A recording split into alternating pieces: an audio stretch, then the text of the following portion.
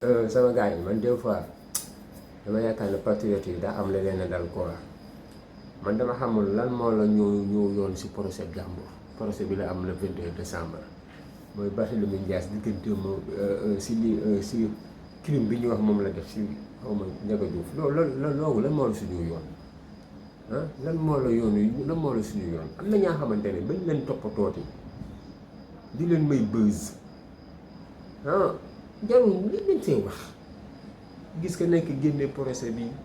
génne papier bi di ko publier di ko non pas ça yéen tamit patriote jarul publier pour lan ah jarul publier laa xamante ne ba demee fële ñëpp xam ne fi ni moom mujjee parce que léegi mu ngaay xalamal ñële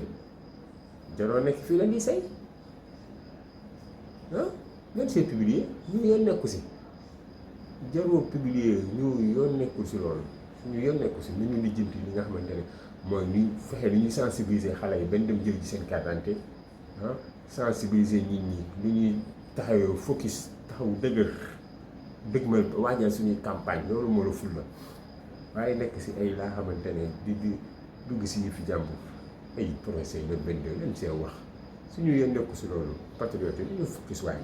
ñeen focus te bàyyi yéen nañ waaye ah pour wax na ba sonn beneen topp si yenn détails yi